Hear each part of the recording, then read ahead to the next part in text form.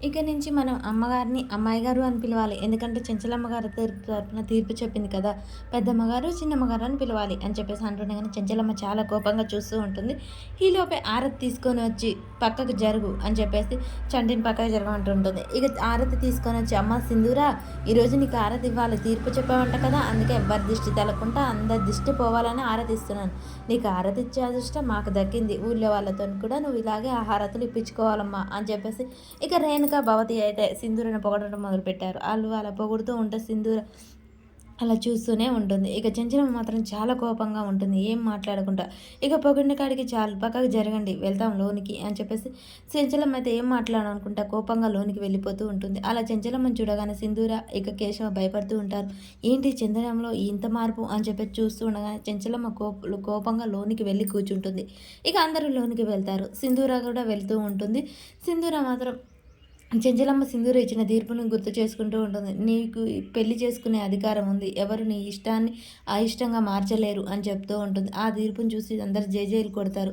అది గుర్తు చేసుకుంటూ ఉంటుంది. సింధూర చూసి సైలెంట్గా పైకి వెళ్ళిపోతూ ఉంటుంది. సింధూర ఆగు ఇలా రా అని చెప్పేసి చెంచలమ్మ పిలవడంతో సింధూర వస్తుంది. కేశవ ఏంటి ఏం జరుగుతుంది అని చెప్పేసి భయంగా చూస్తూ ఉంటాడు. సింధూర నువ్వు ఆ అమ్మాయి వితంతు విషయంలో ఇచ్చిన తీర్పు న్యాయమే అనుకుంటున్నావా అని చెప్పేసి అడుగుతూ ఉంటుంది. అత్తమ్మ ఏమంటున్నారు మీరు అనగానే నీ మనసులో ఉన్న కోరిక బయట పెట్టావా అమ్మాయికి గురించి ఆలోచించి చెప్పావా అని చెంచలమ్మ అడుగుతూ ఉంటుంది. సింధూర ఒక్కసారిగా షాక్ అయి చూస్తూ ఉంటుంది. కేశవ్ కూడా ఆ మాటలు వినగానే అలాగే షాక్ అవుతాడు. సింధూర అత్తమ్మ నువ్వెంతో ప్రేమగా నన్ను అక్కడికి తీసుకెళ్ళావు. నువ్వు నీ బొల్లో కూర్చోపెట్టుకొని నన్ను న్యాయం చెప్పమన్నావు. అప్పుడు నాకు నీ నీ అంత గుణము నీ అంత మంచితనముతోనే ఆలోచించాలి. నా ఇష్టంతోనే ఆలోచించకూడదు. పీఠం మీద నా ఇష్టం నా అభిప్రాయాన్ని వ్యక్తపరచకూడదు. అక్కడ అమ్మాయికి నీ స్థానంలో ఉండి నేను తీర్పు చెప్పాలి. నువ్వైతే ఏ విధంగా న్యాయం చేస్తావో అదే తీర్పుని నేను చెప్పాను అని చెప్పగానే ఒక్కసారిగా చాముండి ఇది తెలివిగా తప్పించుకుంటుంది అని చెప్పేసి మనసులో అనుకుంటుంది.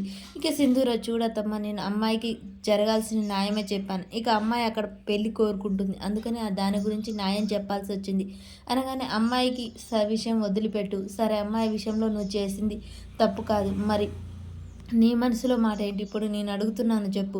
నువ్వే అమ్మాయి స్థానంలో ఉంటే ఏం చెప్పేదానివి అని చెప్పగానే సింధూర ఒక్కసారిగా వాళ్ళ అమ్మ మాటలు గుర్తు చేసుకుంటుంది. అమ్మ నువ్వు మళ్ళీ పెళ్లి చేసుకో అని వాళ్ళ అమ్మ చెప్తుంది. ఇక గుళ్ళో పసుపు కుంకుమ మీద పడటం ఇక పూజారి కూడా నీకు పెళ్ళి త్వరలోనే కాబోతుంది అనే విషయం సంఘటనలను గుర్తు చేసుకుంటుంది. సింధూర చెప్పు మాట్లాడవేంటి అని చెప్పేసి చెంచలం గట్టిగా అడుగుతూ ఉంటుంది. కేశవ్ ఉండి సింధూర అవును ఇష్టమే అని చెప్తే బాగుండు. ఏదైతే వినకూడదు అనుకున్నానో అదే విన్నాను కానీ ఇష్టమే అని చెప్పు సింధూర అని మనసులో అనుకుంటుంటాడు. ఇక చాముండి రేణుక భవతి అందరూ కలిసి ఇష్టమే అని చెప్తే ఇది ఇంట్లో నుంచి వెళ్ళిపోతుంది మా దరిద్రం వదులుతుంది అని వీళ్ళు అనుకుంటుంటారు. ఇక సింధూర ఆలోచిస్తూ చెంచలమ్మ వైపు చూస్తూ ఉంటుంది. చెప్పు సింధూర చెప్పు నీ మనసులో మాట ఏంటి నువ్వు పెళ్లి చేసుకోవాలనుకుంటున్నావా అని చెప్పగానే చూడత్తమ్మ అసలు నేను ఎక్కడో ఉండాల్సిన దాన్ని నువ్వు తీర్పు చెప్తుంటే మీ చేతులు కట్టుకొని వినాల్సిన వాళ్ళం. అలాంటి స్థాయి నుంచి నన్ను నీకు నచ్చడం ఏంటి నన్ను పెళ్లి చేసుకొని రావడం ఏంటి అలా నా సౌభాగ్యం దూరం కావడం ఏంటి ఇలా నేను ఈరోజు ఇక్కడ నిలబడాల్సిన అవసరం ఏంటి ఇవన్నీ నా అనుమతి లేకుండానే జరిగిపోయాయి. అలాగే రేపు అన్నది ఎలా జరుగుతుందో కూడా నాకు తెలియదు. నాకంటూ కోరికలు అభిప్రాయాలు మాత్రం ఏమీ లేవు. రేపు దేవుడు ఎలా రాసి పెట్టుంటే అలా రాసి పెడుతుంటుంది. నీ ముందు మేము చేతులు కట్టుకొని నిలబడాల్సిన వాళ్ళం. అలాంటిది నువ్వే న్యాయం అన్యాయం అనేది నీకే తెలియాలి అని చెప్పేసి సింధూర చెప్తూ ఉంటుంది. ఇది పెళ్లి చేసుకుంటానంటుందా చేసుకోనంటుందా తెలివిగా సమాధానం చెప్తుంది అని చెప్పగానే కేశవ ఉండి ఈ విషయం ఇంతటితో ఆపాలి లేకుంటే ఇక చాలా దూరం వెళ్ళేలా ఉంది అని చెప్పగానే చెంచలమ్మ భోజనం చేద్దాం పదండి ఇంకా లేట్ అవుతుంది. అమ్మ సింధూర నువ్వు వెళ్ళు అని చెప్పేసి అంటాడు. ఇక చెంచలమ్మ మాత్రం మనసులో అల్లజడి అలాగే ఉంటుంది. మరి చెంచలమ్మ అర్థం చేసుకుంటుందా సింధూరని?